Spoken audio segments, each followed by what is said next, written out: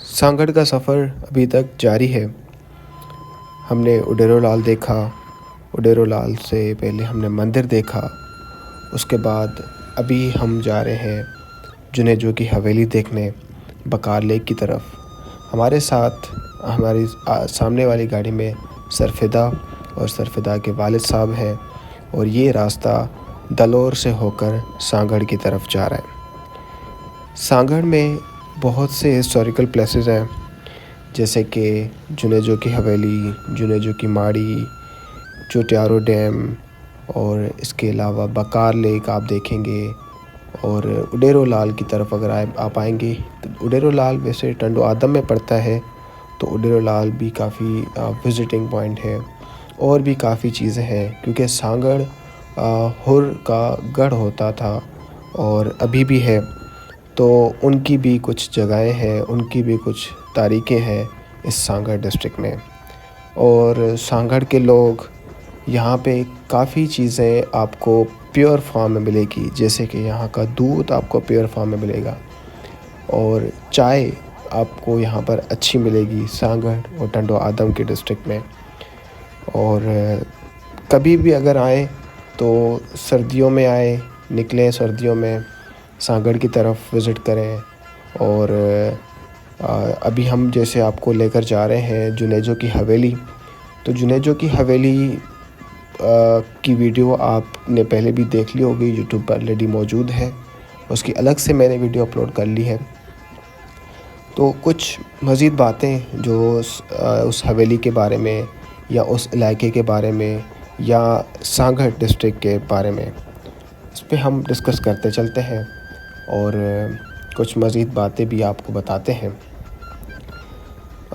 सांगड़ की तरफ अगर आप आ रहे हैं या स्पेशली आप जुनेजो की हवेली देखना चाह रहे हैं, तो लास्ट वीडियो में भी मैंने बताया था कि आप किसी के साथ आएँ। तो इस तरफ हम जब भी आते हैं तो हमारे साथ सरफिदा और सरफिदा के वालिद साहब होते हैं। सरफिदा के वालिद साहब जैसे कि उनका प्रोफेशनल जो है वो साफ़ी है और काफ़ी टाइम से वो साफ़त करते आ रहे हैं। काफ़ी सिंध के सिटीज़ में उन्होंने साफ़त की है, तो बहुत सी जान पहचान है सरफिदा के वालिद साहब की। तो उनकी वजह से हम उन प्लेसेस पर जा पाते हैं जहाँ पर जाना हमारे लिए मुश्किल होता है, ठीक है, क्योंकि हम एक तो अनएक्सपीरियंस्ड टूरिस्ट हैं और हम पहली बार कहीं जा रहे होते हैं और एज का डिफरेंस भी काफ़ी होता है। तो फिर हमें सरफिदा के वालिद साहब की काफ़ी सपोर्ट होती है और फिर हम उनके ज़रिए हम जाते हैं और उनके दोस्त होते हैं। कभी कभी तो जो लंच या डिनर होता है वो भी सरफिदा के वालिद साहब के जो दोस्त होते हैं वो हमें करवाते हैं। हम मिलेंगे आगे हम दिखाएंगे। अभी आगे जैसे कि अभी हम सांगड़ पहुँचे हैं, ये सांगड़ का शहर है, क्योंकि दलोर से हमें सरफिदा और सरफिदा के वालिद साहब ने ज्वाइन किया था और अभी हम सांगड़ पहुँच गए, ठीक है। सांगड़ से आगे हमें मिलने वाले हैं बुकटी, मैं उनका नाम भूल गया हूँ, उनकी कास्ट बुकटी थी, जो हमें आगे ज्वाइन करेंगे और वो हमें जुनेजो की हवेली तक लेकर जाएंगे। तो ये एक चुटियारो डैम का एक हिस्सा है, आप चुटियारी डैम भी इसको कहते हैं, उसका हिस्सा है। और हम अभी आगे अपना सफ़र जारी रखते हैं और आगे की तरफ हम जा रहे हैं। तकरीबन आपको सांगड़ से 40 किलोमीटर पड़ेगी जुनेजो की हवेली बकार लेक, और 40 किलोमीटर आगे आपको और मज़ीद जाना पड़ेगा। और ये अभी हम बकार लेक की बकार लेक की तरफ जा रहे हैं एग्जैक्टली। और यहाँ से आपको कच्चा रास्ता मिलेगा, दो रास्ते हैं, दोनों कच्चे हैं, लेकिन एक रास्ते पर धूल मिट्टी कम है, लेकिन जिस रास्ते से हम जा रहे हैं तो ये काफ़ी कच्चा है, धूल मिट्टी वाला रास्ता है। और हमारे पास 125 थी और सरफिदा के साथ जो उनके दोस्त थे उनके वालिद साहब के, उनके पास CD70 थी, तो वो पीछे थे। हमें लगा कि वो पीछे थे, लेकिन वो पीछे नहीं, उन्होंने रूट चेंज कर लिया था और वो दूसरे रूट से आ रहे थे। हम आगे आगे इसी रूट से चल रहे थे, क्योंकि हमें था कि अगर वो आगे चलेंगे तो वो हमें जो है ना मट्टी कर देंगे। तो फिर हम आगे निकले काफ़ी आगे और हमने उनको पीछे छोड़ दिया।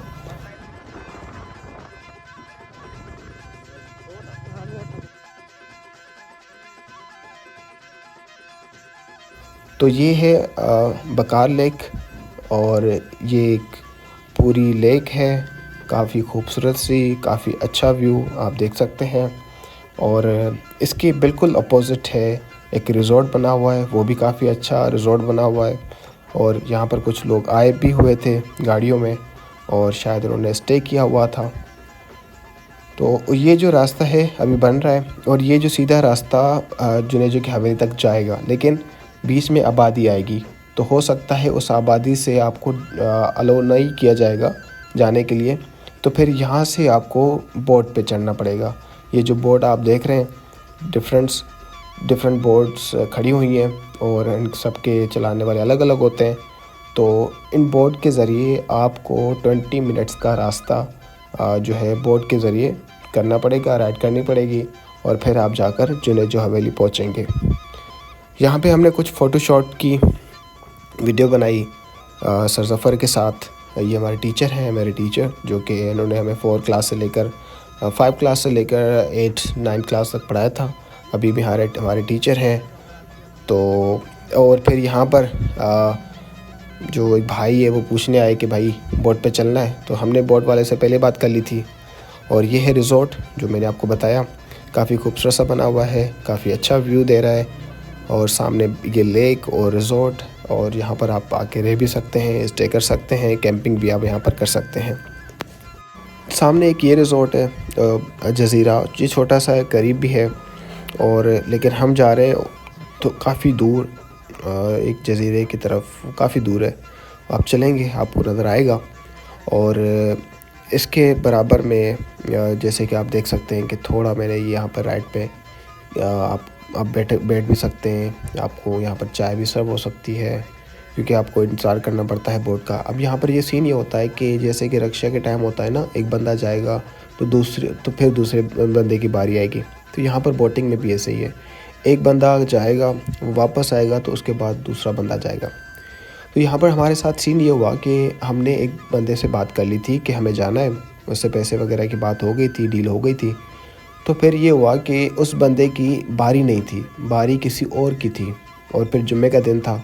तो वो बार बार ये कह रहा था कि भाई मैं जुम्मे की नमाज़ से पहले नहीं जाऊंगा, मुझे नमाज़ पढ़नी है, 2 जुम्मे मुझे मिस हो गए और ये जुम्मा मुझे ज़रूर पढ़ना है। तो हमने कहा ठीक है भाई, आप नमाज़ पढ़ लें, उसके बाद हम भी वेट कर लेते हैं। तो यहाँ पर आके हमने वेट किया, तकरीबन 1 घंटा हमारा यहाँ पर वेस्ट हुआ, ठीक है। और जिस बंदे की बारी थी एक्चुअल में वो बंदा नहीं था, ये बंदा हमें कटा रहा था, ये बंदा बार बार ये कह रहा है नमाज़ पढ़नी है, ये करना है। हमने कहा ठीक है भाई, आप नमाज़ वगैरह पढ़ लें, हम भी पढ़ेंगे, और उसके बाद जो है हम आपके साथ रिज़ॉर्ट की तरफ, मतलब उस हवेली की तरफ चलेंगे। तो वो भी बंदा कह रहा है ठीक है। तो फिर नमाज़ हुई। हमने इससे पहले अभी हम जाएंगे फ़िशिंग करने की, जैसे अब यहाँ पर कुछ फ़ोटोग्राफ़ी वगैरह कर रहे हैं, हमने वीडियो वगैरह बनाई। तो फिर हम यहाँ से फिर जाएंगे थोड़ा वो डैम देखने, वो वहाँ पर कुछ फ़िशिंग करने की कोशिश करते हैं हम, लेकिन इतना टाइम नहीं होता कि हम फ़िशिंग करें, फिर नमाज़ का टाइम हो जाता है। और फिर हमने नमाज़ पढ़ी। नमाज़ पढ़ने के बाद जिस बंदे की बारी थी वो बंदा आ गया, और वो उसको कहने लगा कि आपने इन लोगों को क्यों बिठाया हुआ है, और आपने कैसे इससे बात की इन लोगों से, बारी तो मेरी है, तो पहले मैं जाऊंगा, तो आपके ये जो बंदे हैं ये भले बैठे रहें, कोई मसला नहीं है, पहले मैं जाऊंगा, उसके बाद आप इन बंदों को लेकर जाना। तो फिर हमारा वैसे ही टाइम काफ़ी वेस्ट हो गया था, हम काफ़ी टाइम से इंतज़ार कर रहे थे, क्योंकि हमें यहाँ से शाम होने से पहले निकलना था। क्योंकि जैसे पहले मैंने बताया कि ये जो इलाका है बुगटियों का गांव है, और यहाँ पर छीना झपटी दिन दहाड़े होती है।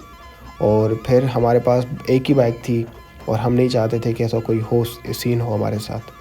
तो बुगटी ने खुद कहा था कि हमें हवेली से शाम से पहले वापस निकलना है, और इस इलाके से शाम से पहले निकलना है। तो हमारी कोशिश ये थी। तो यहाँ तक अभी हमारे तकरीबन 2 बज रहे थे। 2 बजे हमने यहाँ पर ये विज़िट किया, 2 बजे नमाज़ पढ़ी, और 3 बजे 3:30 बजे हमें यहाँ से निकलना था। तो नमाज़ पढ़ी, नमाज़ पढ़ने के बाद वो बंदा आया, और उस बंदे की थोड़ी बहस हुई उस दूसरे बंदे के साथ। तो फिर हमने उसको बुलाया कि भाई अगर तुम्हारी बारी नहीं थी तो आपने हमें वेट क्यों करवाया, आप उसी बंदे को बुला लेते, उसको बोलते भाई इनको लेकर जाओ, आपको पैसे कमाने के लिए आपको ये करना पड़ा। बहरहाल हमारा काफ़ी टाइम वेस्ट हुआ। उसके बाद हमने उस बंदे से बात की और उसको हमने बोला कि आप हमें लेकर चलें। तो उसने कहा कि मैं इतने पैसे लूँगा। हमने कहा ठीक है, जितनी उससे बात हुई हम उतनी पैसे आपको देंगे। तो हमारा फ़ाइनल हुआ था 3500 में। और अब ये जो शिप वाला है, ये बंदा सरफेदा के वालिद साहब का जानने वाला था, मतलब इनके ही गांव का था। तो जैसे मैंने बताया कि सरफेदा के वालिद साहब हमारे साथ होते हैं तो हमें काफ़ी हेल्प मिल जाती है, हमें काफ़ी अच्छा प्रोटोकॉल मिल जाता है और काफ़ी हेल्प मिल जाती है इनके साथ। तो ये बंदा भी इनके जानने वाला निकला और फिर उसने हमें बोट का अच्छा सा सफ़र करवाया। पैसों में तो रियायत उन्होंने वही की जो हमने बात की थी, 3500 में इन्होंने डन किया। लेकिन पहले मनमानी कर रहा था कि 10 मिनट 20 मिनट तक ज़्यादा मैं आपके लिए वेट नहीं करूँगा, मतलब 50 मिनट आपके पास होंगे और 50 मिनट में आपको वापस आना है। वीडियोग्राफी वगैरह आपको कुछ नहीं करनी वहाँ पर, फ़ोटोग्राफी आपको कुछ नहीं करनी वहाँ पर, और आपको वापस आना है सिर्फ देखकर। हमने कहा भाई हम आए हैं सिर्फ वीडियोग्राफी और फ़ोटोग्राफी के लिए, और इतना जल्दी तो हम वापस नहीं आएंगे, हमें टाइम चाहिए। फिर कह रहा था मजाक कर रहा हूँ, ये वो सारी चीज़ें। तो बहरहाल ये हुआ। आप भी अगर कभी आ रहे हैं तो पहले ये देखें कि बारी किसकी है। आप पूछें वहाँ पर कि भाई अभी बारी किसकी है, हम उसके साथ ही जाएंगे, ठीक है, हम किसी का वेट नहीं करेंगे। और जो भी बंदा हो जिसकी बारी हो बस आपको उसके साथ बैठ जाए। काफ़ी लोग मिलते हैं हमें, हम जैसे चढ़ रहे थे तो कुछ और भी लोग थे जिनके पास पैसे नहीं थे, तो वो कह रहे थे हमें भी लेकर चलो, लेकिन वो 6 थे, हम भी 5 थे और सीट सिर्फ 8 थी। तो हमने कहा भाई आप चलें, कोई मसला नहीं है, पैसे आप दें आधे, 3500 हमने दिए तो आधे आप भरें, तो फिर आप चलें। लेकिन वो 6 बंदे थे तो हमारे साथ नहीं चले। तो आप भी अगर 1-2 बंदे जा रहे हैं तो वहाँ पर काफ़ी और लोग मिल जाएंगे आपको जो इस बोट पे राइड करना चाहेंगे, तो आप उनके साथ शेयरिंग करके आप एक बोट राइड ले सकते हैं, ठीक है। तो हमारा ग्रुप पूरा हम बैठे, लेकिन वो बुकटी साहब हमारे साथ नहीं आए। उन्होंने कहा मैं काफ़ी दफ़ा घूम चुका हूँ, काफ़ी दफ़ा बोट राइडिंग कर चुका हूँ और हवेली भी काफ़ी दफ़ा जा चुका हूँ, तो मुझे नीड नहीं है, आप होकर आ जाए। तो हम 5 जो लोग हम अभी इस बोट पर बैठे और अभी हम जा रहे हैं जुनेजो हवेली की तरफ। और ये व्यू आप भी इंजॉय करें। हमने काफ़ी इंजॉय किया, काफ़ी मज़ा आया। और फिर जुनेजो की हवेली आपको हमने पहले भी दिखाई वीडियो में, वो आप वहाँ पर आप जाकर देख सकते हैं। और ये बोट का राइड की जो व्यू है वो आप इंजॉय करें बकाल लेक का।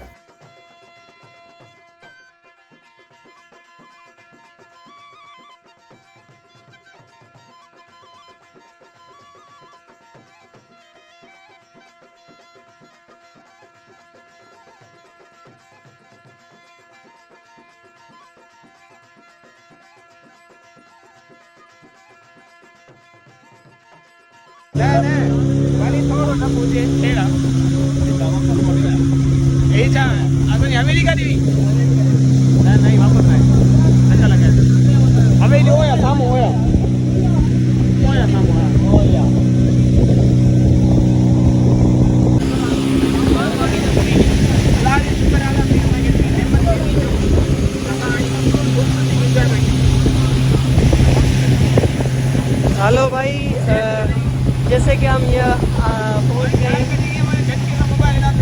वही को मोबाइल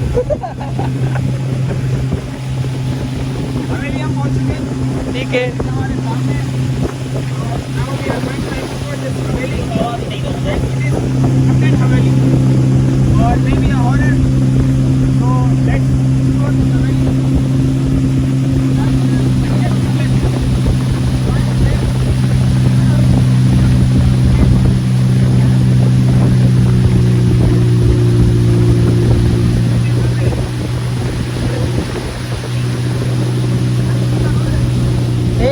व्यू हमारी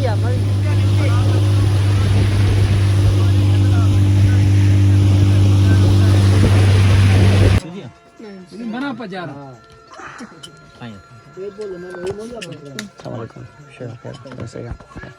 दा जानी यो भाई हरु ग्रुप अनकारी उठो करे ते पंज सामान घणी यो विश्वास उठो।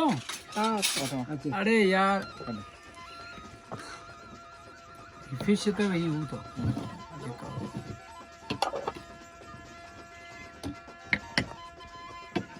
जम्मू अभी हमने लंच कर लिया है और अभी हम हैं बुगटियों के गांव में। ठीक है, नवाब अकबर बुगटी आपने सुना होगा और उनके ये इस गांव के सरदार हैं, मतलब उनके जो बेटे हैं वो इस गांव के सरदार हैं। और हम बुगटियों के गांव में अभी हमने लंच कर लिया है फाइनली, और यहाँ से हम थोड़ी देर में निकलेंगे हैदराबाद वापस, और 9 बजे इंशाल्लाह हम हैदराबाद पहुँच जाएंगे। तो मेहमान नवाजी हमेशा की तरह सांगड़ के जो लोग हैं बहुत अच्छी करते हैं, और हमेशा हमें जो ना मतलब शौक़ कर देते हैं कि ये किस तरह से मेहमान नवाजी करते हैं। गाँव में मेहमान नवाजी अभी भी ज़िंदा है, हॉस्पिटलिटी अभी भी ज़िंदा है, लोगों की दिलों में मोहब्बतें अभी भी ज़िंदा है। लेकिन शहर में इस तरह का कोई भी सीन नहीं होता। व्यू आप एंजॉय देख सकते हैं, किस तरह का व्यू है आपके सामने। ये इनकी अपनी लेक है डंड, और मैं इनकी औताक आपको दिखाता हूँ। ये है इनकी औताक, कितनी सिंपल सादा सी औताक, जो अभी यहाँ पर हमने खाना खाया। और लेकिन इनके दिल देखें, मकान कच्चे हैं लेकिन दिल इनके बहुत बड़े। खाना खाने के बाद अभी हम जा रहे हैं वापस दलोर की तरफ, और सरफिदा के वाले साहब ने को कहा था कि अब हम स्लो जाएंगे, लेकिन फिर स्लो मज़ा नहीं आता ना बाइक चलाने में। तो अभी हम जा रहे हैं दलोर की किसी होटल में, हम बैठेंगे वहाँ पर चाय पियेंगे, और फिर चाय पीने के बाद हम सरफिदा और सरफिदा के वाले साहब को अलविदा कहेंगे, और फिर यहाँ से हम निकलेंगे। फिर वहाँ से हम निकलेंगे अकेले, जैसे आए थे 3, और वैसे ही हम 3 लोग वापस जाएंगे।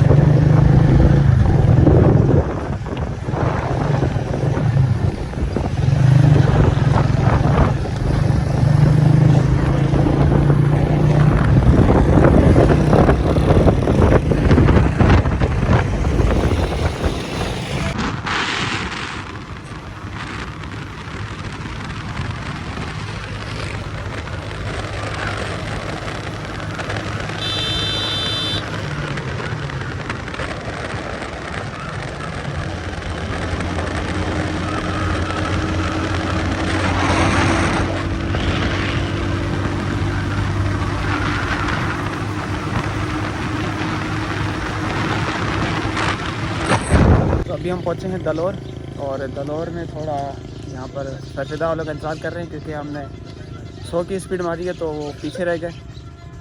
और यहाँ पर अभी हम चाय पियेंगे। हाँ, कौन सी चाय पियोगे? कहवा भी बनाते हैं इधर। हाँ देखना। हाँ बनाओ ना, फिर हमारा बंदा बनाएगा। पियो। Very good. ठीक है, तो सरफिदा वाले आ रहे हैं, तब तक हम यहाँ पर थोड़ा रेस्ट कर रहे हैं, और फिर यहाँ से हम निकलेंगे Hyderabad. We have still 68 kilometers towards Hyderabad, and now we are having tea at Dalor Hotel. What's the name of the hotel? It is not written here, so it's anonymous. It's not officially a chapra, because it has proper building. So tea looks fantastic. I don't know how is the taste of this tea. Let's taste the tea.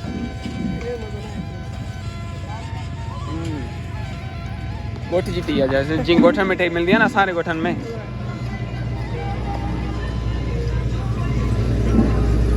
So enjoy the evening.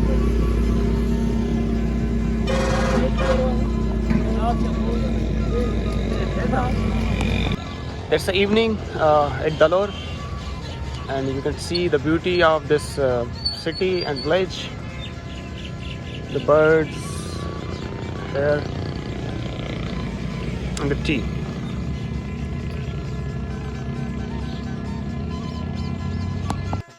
तो जी अभी हमने सरफिदा और उनके वालिद साहब को किया अलविदा, और इंशाल्लाह दोबारा कभी भी हम सांगड़ की तरफ आएंगे या टंडो आदम की तरफ आएंगे तो सरफिदा के वालिद साहब के साथ दोबारा मुलाकात होगी, और फिर दोबारा हम किसी और स्पॉट की तरफ जाएंगे और वहाँ पर भी हमें ऐसा ही प्रोटोकॉल मिलेगा जैसे यहाँ पर मिला प्रोटोकॉल इंशाल्लाह।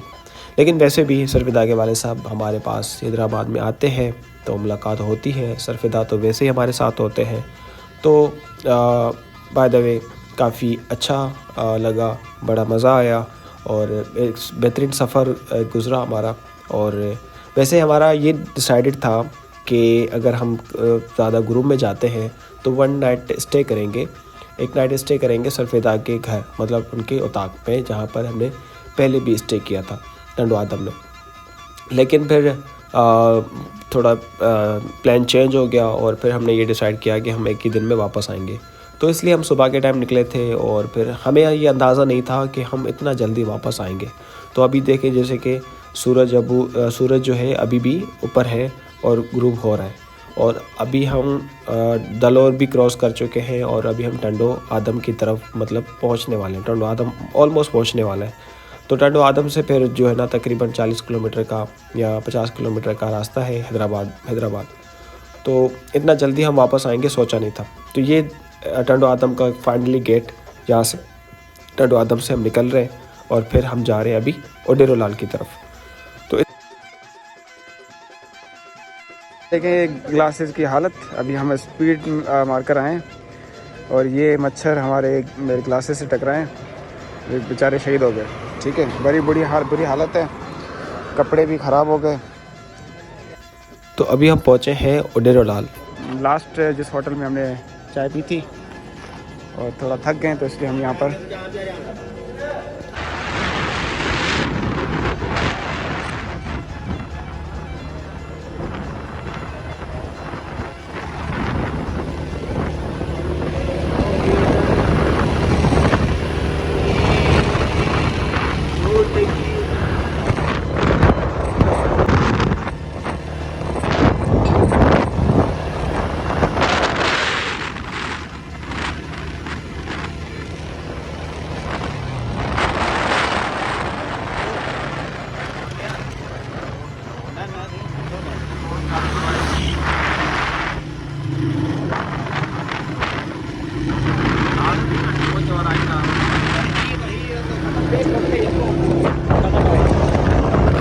कुछ पैसे बचा के घूमने निकल जाया करो, वरना बुढ़ापे में घुटनों के दर्द के साथ घूमोगे क्या। दोस्त बहाने बनाने दो, अकेले निकल जाया करो। बस यही कुछ साल हैं जिंदगी जीने के,